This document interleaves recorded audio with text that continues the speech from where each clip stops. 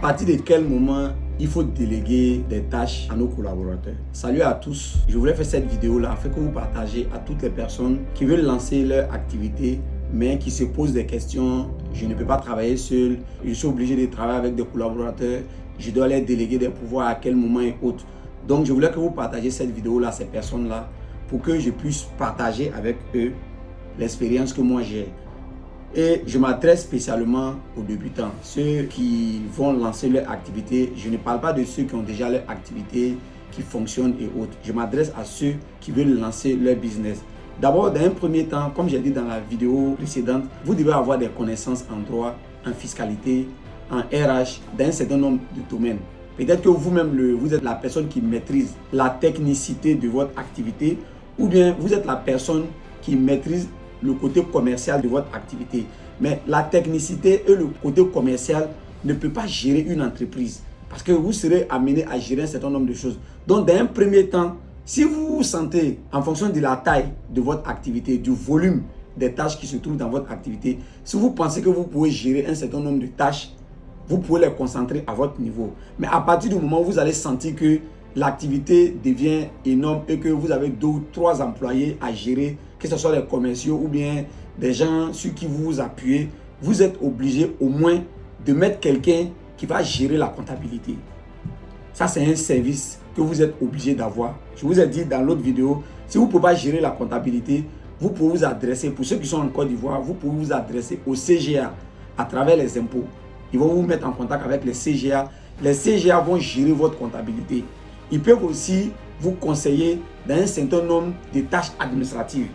Donc, vous êtes obligé de faire régulièrement des points avec eux. Comme j'ai dit, à quel moment il faut déléguer? Il ne faut jamais déléguer une tâche qu'on ne comprend pas. C'est-à-dire que si vous ne comprenez pas la comptabilité, vous ne devez pas dire par exemple, comme eux ce sont des comptables, c'est un CGA, ils maîtrisent, je les laisse faire. Non, régulièrement, au moins une fois par semaine, vous devez avoir des séances avec eux pour qu'ils vous expliquent avant de prendre des décisions. Ils ne doivent jamais prendre des décisions sans vous expliquer, sans que vous donnez votre OK. Pour quelqu'un, par exemple, que vous avez choisi en matière de RH, cette personne-là aussi, vous devez être régulièrement en contact avec la personne pour que la personne vous explique tout ce qu'elle doit faire avant que vous validez.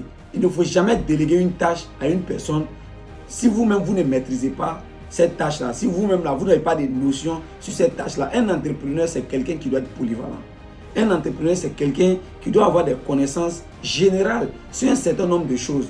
Parce que si vous n'avez pas de connaissances sur un certain nombre de choses, les gens vont vous amener à prendre des décisions et ils vont vous dire, on vous a expliqué, mais si toi tu n'as rien compris, tout simplement parce que tu ne connais pas les bases de ce dont on est en train de t'expliquer, tu ne maîtrises rien, mais tu vas prendre des décisions. Mais en entreprise, là, lorsqu'on fait des erreurs, ça nous coûte de l'argent automatiquement. Donc vous allez apprendre. Au moment où vous apprenez, vous perdez de l'argent. Donc, on délègue à partir du moment où nous-mêmes, on comprend le schéma et on commence à faire confiance à la personne avec laquelle nous travaillons. Progressivement, nous pouvons déléguer et au fur et à mesure que nous allons déléguer, nous allons voir que l'entreprise va commencer à grandir petit à petit. Et puis plus tard, vous allez totalement déléguer ces tâches-là et puis faire des réunions avec ces personnes-là pour être sûr que ce sur quoi vous êtes tombé d'accord là, c'est ce que la personne fait. En entrepreneuriat, vous ne devez jamais confier une tâche à quelqu'un et puis lui laisser la main sous prétexte que c'est mon bon petit, c'est mon bon gars, c'est mon bon comptable. Parce que il faut que vous compreniez que les intérêts de vos prestataires, les intérêts de vos employés et puis votre intérêt, ce n'est pas la même chose. Vous êtes lié à cette entreprise-là à vie. Eux, ce sont des prestataires. Ils peuvent vous lâcher à n'importe quel moment. Donc, pour déléguer, vous devez être sûr qu'il y a la confiance et vous-même, votre niveau de compréhension est au top. Donc, à très bientôt pour notre prochaine vidéo et merci de me suivre.